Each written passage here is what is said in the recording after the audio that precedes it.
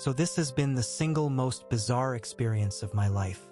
I, 29, male, had been hosting dinner parties as a weekly thing for some time, and one of the regular attendees invited a girl, 32, female, that they knew I liked. To be clear, I had been hoping for something to happen with this person. So when she was the last one in my apartment after the night had wound down and everyone else left, I didn't think anything of it. The thing is, I don't drink hardly ever save for culinary stuff, and for some stupid reason I consumed like 2 bottles of wine that night.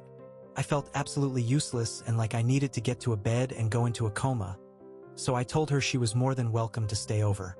I woke up the next morning alone, everyone gone, and life continued as usual, until I get a phone call 4 weeks later. She's pregnant, apparently mine, and basically tries to pass it off like, "Oh yeah, don't you remember we totally had sex that night?" And I was just completely flabbergasted. I know for 1000% certain I was not conscious if this happened. And the part that fucks with me the most is that I wanted it, just not like that, I guess. Someone had sex with my body and stole my DNA. I don't particularly feel like a rape victim, but now I'm being treated like a monster for saying an abortion is absolutely the proper and moral thing to do here for all parties involved. I've not yet leveled the accusation of non-consent to her at this time, but she seems completely undaunted by the prospect of a paternity test. Again, I liked her at first, and I'm not trying to come across as a victim, but WTF do I do? And Ada? Comment 1. Are you sure you are the father? OP. I have no way of knowing that, but she was definitely in my bed and seems undaunted by a paternity test.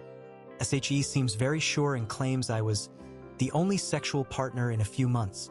Comment 2, your NTA, abortion should be legal for many reasons, and this is one of those reasons. You're NTA and don't need to take responsibility for it, even if it is yours, because it wasn't consensual. You were raped, lawyer and paternity test, DNA test, etc. She raped you and you have every right to push for an abortion or don't make her get one, but don't take responsibility for it. It wasn't your fault and wasn't consensual, so you don't have to take care of it for her nor pay for her. OP. I am pro-choice and support every woman's choice. I'm only arguing that this is literally an evil thing to go through with for the child's sake. Mine, my family's, her and hers. For everyone, that's all. I'm not saying you have to do this and have no bodily autonomy because you took mine and being met with, "How could you?" Like I'm the asshole for saying this should not happen. Comment 3, NTA. All you can do is tell you're not ready to be a father. I think you should explain to her that you genuinely don't recall sex ever happening. Not that it matters at this point. I would definitely insist on a DNA test if she insists on having the child. What a nightmare. If the roles were reversed, you'd be sitting in jail facing a very long prison sentence. SMH. OP. That's the exact approach I took before talking about terminating it instead of accusing. Comment 4, OP, you were 100% raped. Report her to the police.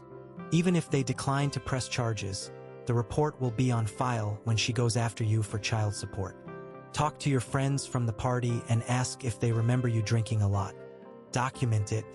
Doing someone a favor BC you like them and would like to date them in the future is not an excuse for rape. And get an STD test. OP.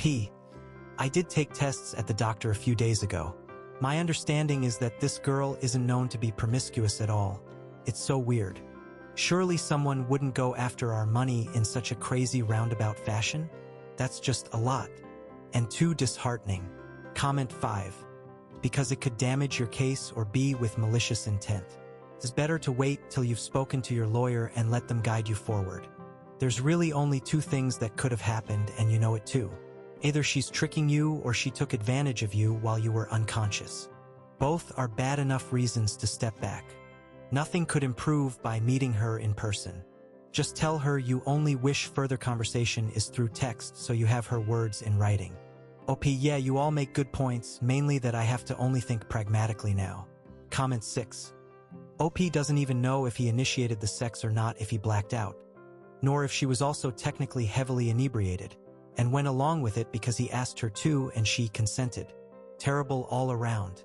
Don't get wasted. NTA, since you have every right to request the abortion, even if you have no power over the decision, it tells her she'll be a single mom if she goes through with it.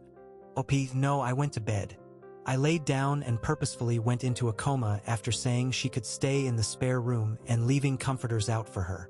But the reasons being pointed out for why contacting police will be fruitless are absolutely correct. I literally have no case. Not to mention I would be laughed at, which is the reason I myself am not even calling it assault. Update. So, after back and forth that included her calling me a monster for my prerogative, I was apparently the only sexual partner within a few months.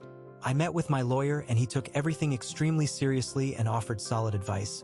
I explained to her that this course of action would result in social harm for her with the subsequent public disclosure of information. I have only told people very, very close to me so I could reserve that.